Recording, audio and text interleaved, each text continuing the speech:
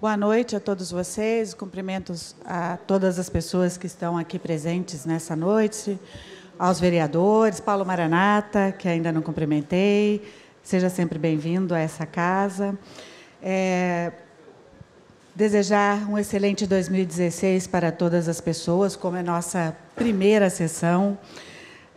Dizer que, apesar de desejar um excelente ano, infelizmente, nós começamos o ano com notícias bastante difíceis de serem enfrentadas, porque todas as análises apontam para um aprofundamento da crise que nós estamos vivendo e que já não está sendo fácil de ser enfrentada.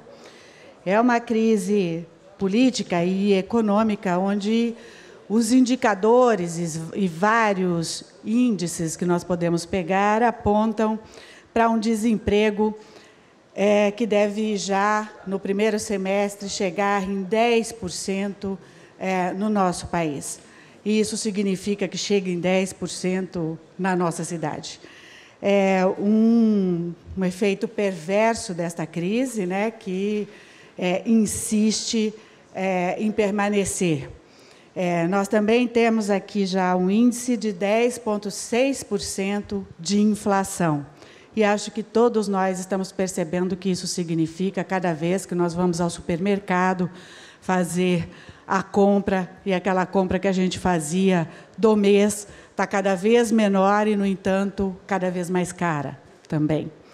E o contraste dessa situação é a gente ver o governo federal paralisado por uma crise política, com uma incapacidade enorme de apresentar uma agenda para o nosso país de saída dessa situação, e para não ficar numa crítica só do governo, também um Congresso Nacional e até uma oposição também paralisada pela própria crise política, incapaz também de colocar uma agenda que ajude a sair ou que imponha para o governo uma agenda de saída desta crise para o nosso país. Nós já vivemos outras crises em outros momentos em que as lideranças políticas do nosso país conseguiram sentar e conseguiram fazer e desenhar, para além das divergências políticas, saídas para que o país pudesse se movimentar e sair de situações como essas. Infelizmente, a cada semana, nós assistimos o noticiário e vemos e acompanhamos cada vez mais se aprofundar a crise política e cada vez menos notícias de que nós vamos ter uma luz no fim do túnel no que diz respeito à saída dessa situação. O setor econômico está paralisado, querendo ver o que vai acontecer para poder voltar a investir no país e para pensar novamente em poder fazer a roda girar da produtividade. Também vemos, nesse início de ano, infelizmente, Roberval, você já falou muito bem aqui sobre isso, aliás, essas tragédias todas por conta das chuvas e que as pessoas acabam botando a culpa na natureza. E, na verdade, os homens, nós, em geral, acabamos colocando, impondo um modelo de desenvolvimento para as nossas cidades, que é um modelo de destruição.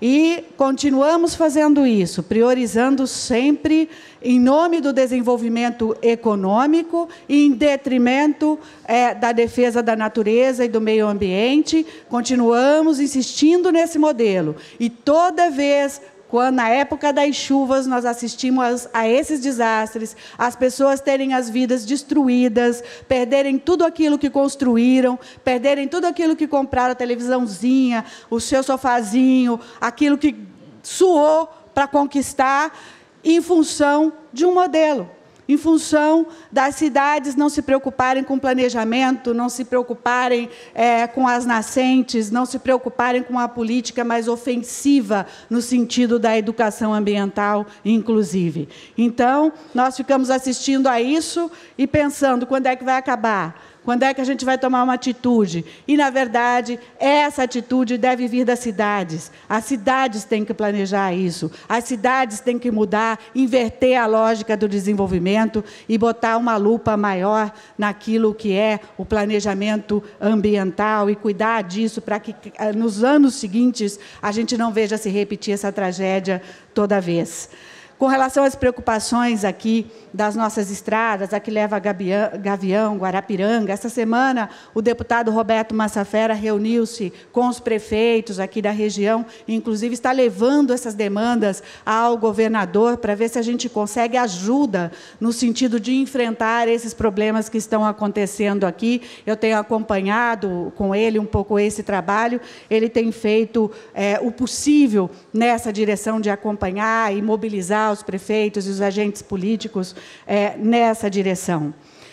Nós também, o ano passado, no final do ano passado, havíamos iniciado uma conversa com o Ministério Público aqui em Araraquara, e com a CPFL, inclusive, existiam demandas aqui na Câmara do Donizete, que já apontava que haveria problemas com a cooperativa Acácia, o Adilson Vital também, e outros vereadores aqui da casa, que já estavam colocando os problemas da queda permanente de energia aqui na cidade, um problema sério que está acontecendo.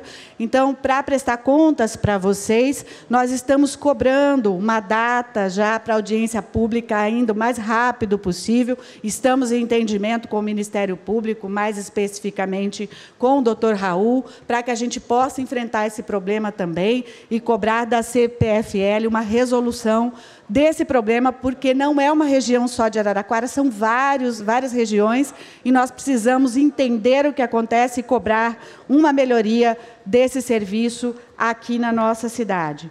Também, fazendo menção a esta questão da beneficência portuguesa, o doutor Lapena, acho que já falou aqui também com muita propriedade sobre o assunto, mas é lamentável que nós tenhamos aqui na nossa cidade, na nossa região, uma deficiência enorme e uma falta de leitos que nós sabemos que, muitas vezes, equacionado o problema de atendimento ali na UPA, que já, de certa forma, já está equacionado, o nosso problema agora é leito, né, que as pessoas ficam lá aguardando para serem hospitalizadas.